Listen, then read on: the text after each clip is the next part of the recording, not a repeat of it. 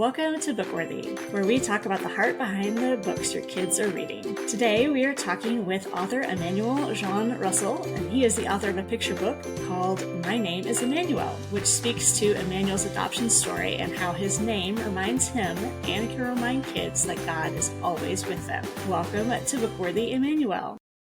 Hello, thank you for having me. I'm so excited to speak about my book. I'm so glad to have you. I had the joy of reading your book before, and it is just a really sweet look at adoption. But before we get to that, we have to ask the random question of the week. And since we're getting close to Halloween, I wanted to Yes. ask, did your adoptive family dress in costumes for Halloween? Well, we did dress in costumes for Halloween. What we would do is my dad, he would dress like a farmer, and then we would all the kids, he would have a tractor, and we would all get in the back of the tractor and go through the neighborhoods. And so it was a lot of fun. We got a lot of candy, but the tractor ride was the best part. And that does sound like the best part. Do you have like a most memorable costume? I believe one time I was a scarecrow, so that was fun. Yes. With a farming theme. There you Yes. go. The overalls, it was fun.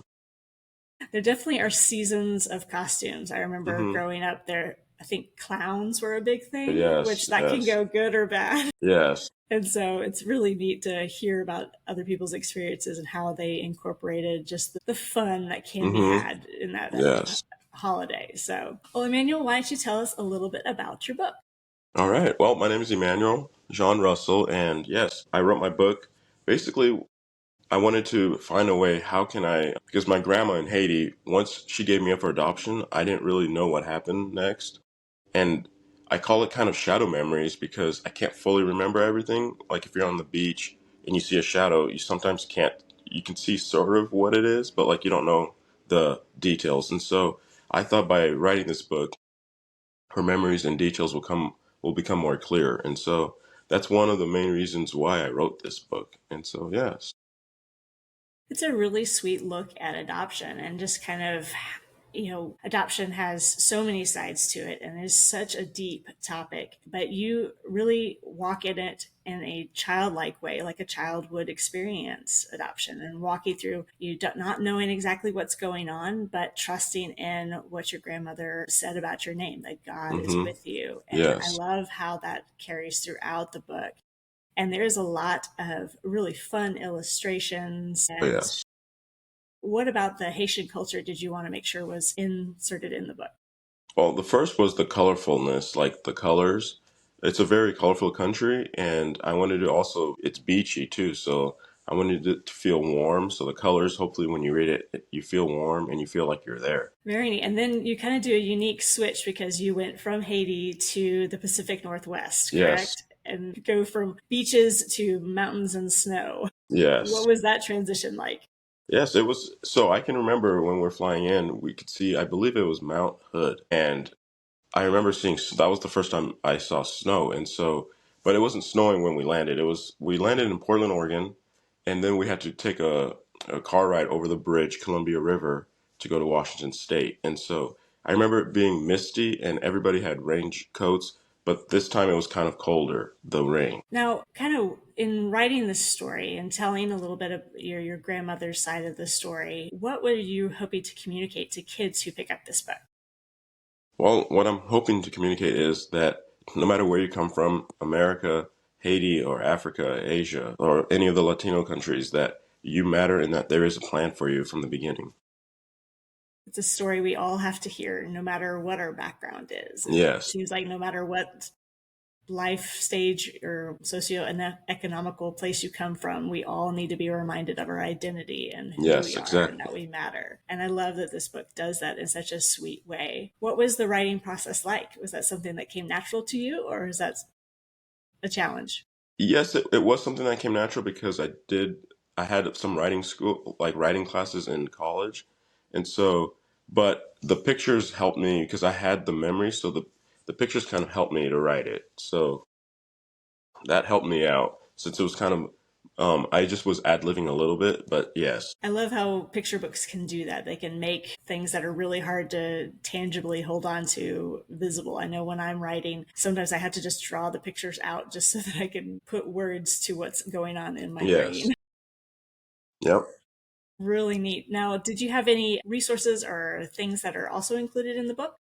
Yes, so like there is an I Spy page of Haiti, the island. So like I try to spy the characters throughout the book. And then we have a resources where you can learn more about different organizations where you can like visit them because to adopt, not everybody's called to adopt, but you can give to these organizations and you can learn more about them to see if you want to. It's a big step and so it's fun. There's like 5 resources that can help you out. I love that because I recently have come into a set of friends that are big in the foster adoptive world here in the United Mm-hmm. States. And it is, you think of adoptions being this really big calling, which it is, but there are so many ways to be a part of that Yes. community and to support that community and the people that are called to Mm-hmm. adopt. And I love that there is that opportunity for those of us that may not have that calling on our Yes. hearts, maybe yet or ever.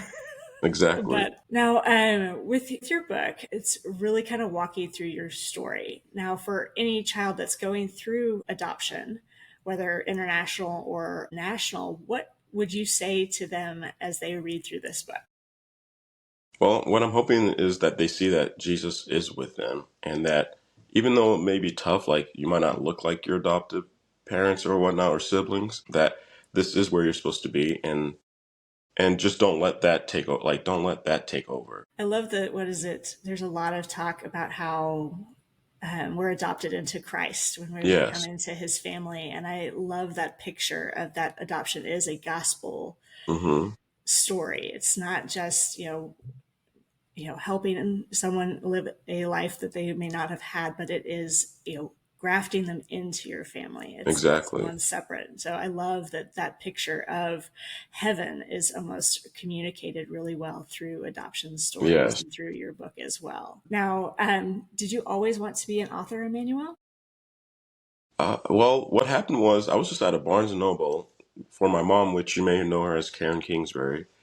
I was there for one of her book releases, and I went to the kids section because that's my favorite because there's pictures. And so I was I was scrolling through some of the picture books, and I was like, wow, these are pretty simple. And I was like, I have maybe a story that would go deeper for kids, and if we had the right artist, it could be something that could help kids learn that they matter and that they have purpose. And so that's where I got kind of inspired to write the first draft. Very exciting. Hmm. That's one of those places, the bookstore is a usual place I go when I'm needing a little, Yes. like, where would my book fit in this Hmm. shelf? And so it's Yes. really neat to kind of look through and look where there's a need and to see a need. And I love that you saw that about your own story and how that can impact others around you as well. Now, what is your favorite book, Emmanuel? Wow, my favorite book. Well, Hard question. it's called The Giver. It's like a I don't know if you've heard of it. Mm-hmm. Yes. Yes, but I read it like in I think high school or like but it's I just love the way the writer portrays the giver. It's kind of I don't know if he's religious, but like the giver himself is kind of like Jesus where he takes everybody's pain, everybody's suffering and the town has given this, but like basically you can kind of learn the town learns like you need those to be human like yes we don't like going through all that but like the past is not you can learn from it and so it's not a good idea just to take it all away but it's a very fun book. It's a very powerful book. My oldest read it, I believe, in eighth grade, and Yes. it's kind of one of those books that he's a reluctant reader and dyslexic, and so getting him to actually read a novel is Hmm. a challenge. And that was when he was Yes. like, "Mom, I need this whole series," and I'm like, "Yes, sir, Hmm. you can have Yes. it." And I also like anything Dr. Seuss too so That's just always fun to read. yes. I just couldn't imagine like having a conversation with him, to have Dr. Seuss here and having a Hmm. conversation. Would he be speaking in rhyme the whole time? That's just Man, kind of how it would be crazy. it's pretty fun to think about. Now, what's been one of the most impactful books of your life other than the Bible? Wow, most impactful books. Well, let me see. I have to think. Let's see. Other than the Bible, okay, that narrows it down a lot because I've read like I don't read too much, but like let's see. I think it would have to be There's this devotional. I don't really know the name of it on the top of my head, but it was a devotional that just took you step by step, like every day you read one. And so that just helped me to like kind of if I missed reading the Bible, I could read that. But yes, it was like a devotional, a Bible devotional. But that kind of is a Bible. So yeah, that's a hard question. It's a challenging one. It's kind of one of those, I think an impactful book comes in seasons. So there's, Mm-hmm. a book you're reading for a certain time, like, okay, this really hit me. And if I could give this book to anybody, it would be this book. Mm-hmm. But yeah, it does change and over time, depending on what season you're in. But I love that you said devotionals. It's kind of one of those we don't always, or in a Christian family, we kind of want that routine of reading the Yes. Bible and doing devotions, but Yes. we kind of forget how impactful those little nuggets can be and those little moments just to remind us of God's truth and see it in new ways and help us grab onto those ideas that are just so big that Exactly. are hard to do. So I love that. Now, what can we expect next from you, Emmanuel? Well, I do have two other little stories about when I first came to Haiti, I mean to America, because of me living in the Northwest. It's called Emmanuel's Frog Day, and I hope that a publisher takes it, and but it's just me trying to catch a frog with my siblings the last day of summer, and so I'm hoping that that is the next book that you guys get to read. That sounds like a lot of fun. I feel like you have a lot of stories that you could share with us Yes. about your journey and transition and Hmm. just learning to be a part of a family that you weren't born into. I think there's a lot of really precious stories that can be shared for kids for certain. Exactly. Well, where can people find out more about you and your books, Emmanuel? Yes, so the book comes out September 23rd and it's available for well, it's not going to be. So it's available now on Amazon, Tyndale, anywhere that sells books, any retail stores that sell books. But Amazon is the big one. That's the big one for certain. We'll make sure to have links to that so that people can find it easily. And I look forward to hearing more from you and about more of your books soon, I hope. Thank you. Well, thank you for joining me today, Emmanuel. And thank you for having me. This was a blast. And thank you for joining Emmanuel and me on this bonus episode of the Bookworthy Podcast. Check the show notes for any books or links that we discussed and let us know in the comments what was your most memorable Halloween costume. Be sure to like and subscribe to discover more great books together. Happy reading!